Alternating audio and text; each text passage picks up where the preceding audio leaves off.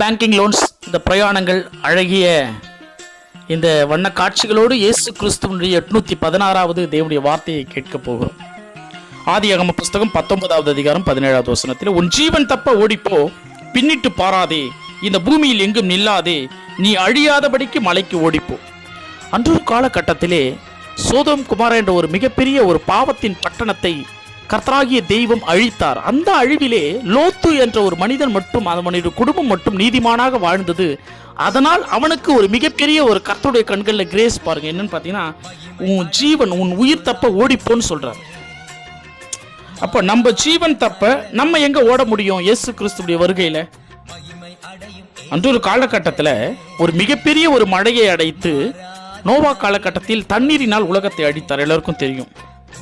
அன்றைக்கு ஜனங்கள் தங்களுடைய உயிரை தப்பித்துக் கொள்ள நோவா செய்த அந்த கப்பல் என்ற ஒரு பேழையிலே அங்கும் இங்கும் அலைந்து கொண்டிருந்தார்கள். ஆனா கப்பல் உள்ள போக முடியல. ஏன் தெரியுமா? கர்த்தர் அந்த கப்பலின் கதவை அடைத்தார்.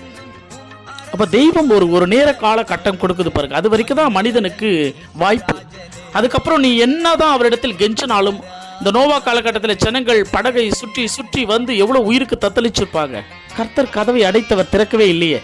இப்போ இயேசு கிறிஸ்துடைய வருகையிலும் அவர் வருவதற்குள்ளதான் நமக்கு டைம்.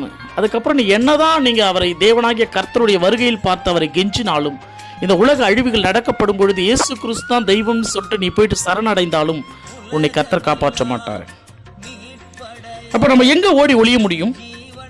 யாத்திராகம புஸ்தகம் 33வது அதிகாரம் 21வது வசனத்திலே, என் கிட்ட ஒரு இடம் உண்டு, அந்த கண்மலையில் வந்து நீ நில்லுன்னு சொல்றாரு தெய்வம்.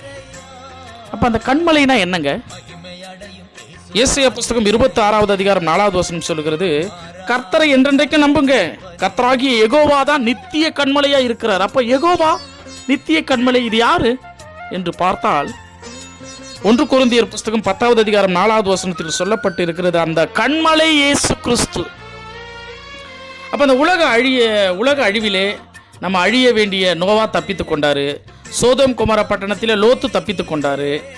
ஏன் இஸ்ரவேல் ஜனங்கள் 6 லட்சத்துக்கு மேலான ஜனங்கள் ஒரு மிகப்பெரிய ஒரு பயணத்தை செய்தாங்க. ஆனால் எல்லோரும் செத்து போயிட்டாங்க. ஆனால் காலேப் யோசுவா மட்டும் தேவனுடைய அண்டையிலே அவர்கள் தப்பித்து கொள்ளும்படியான விசுவாசத்தில் காத்து கொண்டாங்க.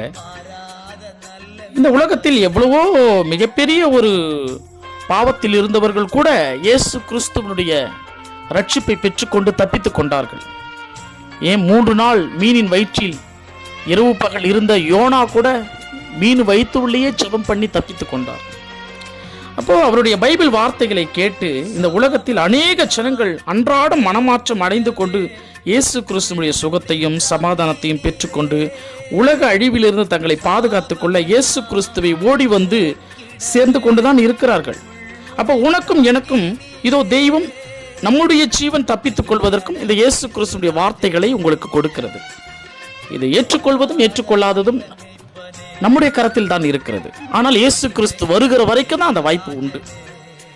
ஆகவே இந்த உலகத்தினுடைய அழிவு எப்படிதான் இருக்கும் என்று சொல்லி சிலர் தெரிஞ்சுக்கணும்னு நினைச்சா, வெளிப்படுத்துகிற விசேஷம் 6வது அதிகாரம் 12வது வசனத்துல, பூமி அதிரும், இந்த சூரியன் கருப்பு கம்பளி போல கருத்து போயிடும், இந்த சந்திரன் என்ற நிலவு இருக்குது பாருங்க, ரத்தம் போலாகும்.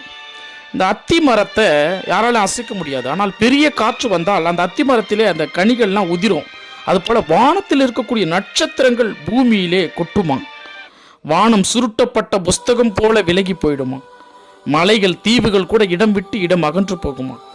இப்படி இந்த பூமியில் இருக்கக்கூடிய மிகப்பெரிய ஒரு ராஜாக்கள் அதிபதிகளாய் வாழ்றாங்க பார்த்தீங்களா. மிகப்பெரிய அதிகாரத்தில் அவங்க பெரிய பெரிய ஆட்கள், நல்ல மிகப்பெரிய ஐஸ்வர்யவான் உலக பணக்காரர்கள், இந்த சேனையினுடைய தலைவர்கள், பலசாலியாக இருக்கிறவர்கள், அடிமையாக இருக்கட்டும் சுயாதீனமாக இருக்கட்டும், யாராலும் குகைகளிலேயே போயிட்டு இடம் கிடைக்குமா என்று சொல்லி அந்த ஆட்டுக்குட்டியானவருடைய இயேசு கிறிஸ்துடைய கோபத்துக்கு நான் தப்பித்துக் கொள்ளணும்னு சொல்லிட்டு ஓடுவாங்களாம். ஆனால் ஒருவராலும் காப்பாற்ற முடியாது. ஏன்னா யாரும் அந்த தேவனுடைய கோபத்துக்கு நிலை நிற்க முடியாது.